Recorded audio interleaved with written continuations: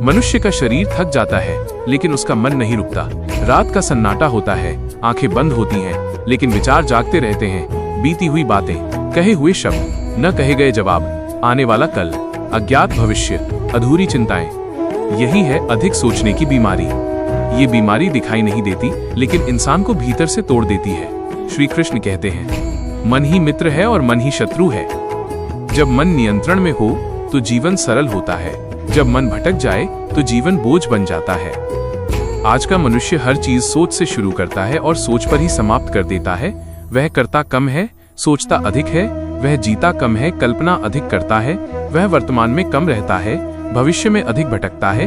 यही कारण है कि सुख पास होकर भी दूर लगता है। श्री कृष्ण अर्जुन से कहते हैं, तुम्हें केवल कर्म का अधिकार है, फल पर नहीं। लेकिन मनुष्य क्या करता है? वो फल पहले सोच लेता है। असफलता का डर, लोगों की राय, समाज का दबाव, और फिर वो कर्म करने से डर जाता है। अधिक सोच कर्म को रोक देती है, और रुका हुआ कर्म दुख को जन्म देता है। अर्जुन भी यही कर रहा था। उसका धनुष हाथ में था, लेकिन मन कांप रहा था। वह युद्ध नहीं सोच रहा था, वह परिणाम सोच रहा था। वह मृत्यु सोच रहा था, वो पाप सोच रहा था। उसका शरीर युद्ध भूमि में था, लेकिन मन भविष्य में उलझा था। तभी श्री कृष्ण बोले, तुम सोच में नहीं फंसे हो, तुम मोह में फंसे हो, और मोह विवेक को ढक देता है। श्री कृष्ण ने अर्जुन को ये नहीं कहा कि मत सोचो, उन्होंने कहा सही दिशा में सोचो। उन्होंने कहा कर्म से जुड़ो, फल छोड़ दो। अधिक सोच अहंकार से जन्म लेती है। ये भ्रम की सब मेरे नियंत्रण में है। ये डर कि अगर गलत हो गया तो। श्री कृष्ण कहते हैं, जो तुम्हारे वश में नहीं उसकी चिंता मत करो, और जो तुम्हारे वश में है उसे पूरी निष्ठा से करो। मनुष्य बार बार वही गलती करता है। जो उसके हाथ में नहीं उसी पर सोचता रहता है, और जो उसके हाथ में है उसे टालता रहता है। यही अधिक सोच की जड़ है। श्री कृष्ण कहते हैं, मन को वर्तमान में लाओ। अभी क्या करना है बस वही देखो। कल अपने आप आएगा। जब समय आएगा तब समाधान भी आएगा। लेकिन मनुष्य समाधान से पहले डर चुन लेता है।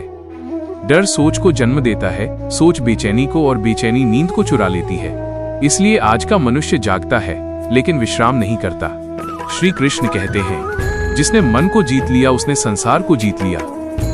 मन को जीतने का अर्थ मन को दबाना नहीं, मन को समझना है। मन को यह सिखाना है कि हर विचार सत्य नहीं होता, हर डर वास्तविक नहीं होता, हर कल्पना भविष्य नहीं होती। मन बादल है, आत्मा आकाश है। बादल आते हैं जाते हैं, आकाश नहीं बदलता। अधिक सोच तब होती है जब इंसान स्वयं को मन समझ लेता है। श्री कृष्ण कहते हैं, तुम मन नहीं हो, तुम आत्मा हो। आत्मा शांत है, स्थिर है, अविनाशी है। मन चंचल है, अस्थिर है, परिवर्तनशील है। जो मन के पीछे भागता है वो थक जाता है, जो आत्मा में टिकता है वो शांत हो जाता है। अधिक सोच का एक कारण अपूर्ण विश्वास है। विश्वास स्वयं पर नहीं और ईश्वर पर भी नहीं।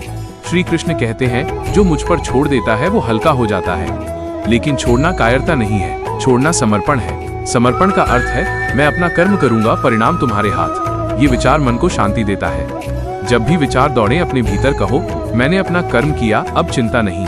ये वाक्य मन को प्रशिक्षित करता है। शांति अभ्यास से आती है, एक दिन में नहीं। हर बार जब मन भटके उसे धीरे से लौटाओ। श्री कृष्ण कहते हैं, अभ्यास और वैराग्य ही मार्ग है। अभ्यास का अर्थ बार बार लौटना, वैराग्य का अर्थ हर विचार से चिपकना नहीं। विचार आएंगे जाएंगे, तुम उन्हें देखो, पकड़ो मत। जैसे नदी में पत्ते बहते हैं वैसे ही विचार बहने दो। तुम तट पर खड़े रहो। अधिक सोच तब समाप्त होती है जब ध्यान वर्तमान में टिकता है। श्री कृष्ण कहते हैं, आज का क्षण ही जीवन है। जो बीत गया वो शिक्षा है, जो आने वाला है वो ईश्वर के हाथ में है। तुम्हारा कार्य केवल अभी है। यदि ये बात मन में बैठ जाए तो चिंता का बोझ अपने आप गिर जाता है। श्री कृष्ण किसी को निर्देश नहीं देते, वे समझ देते हैं। वे कहते हैं, जागो और स्वयं को पहचानो। अधिक सोच अज्ञान से आती है। ज्ञान शांति लाता है, और ज्ञान का अर्थ सिर्फ पढ़ना नहीं, अनुभव करना है। हर दिन थोड़ा कम सोचना, थोड़ा अधिक जीना, यही गीता का मार्ग है। यदि आज भी मन भारी है तो याद रखो, श्री कृष्ण मौन में भी मार्ग दिखाते हैं। बस मन को थोड़ा शांत होने दो, उत्तर अपने आप मिलेगा।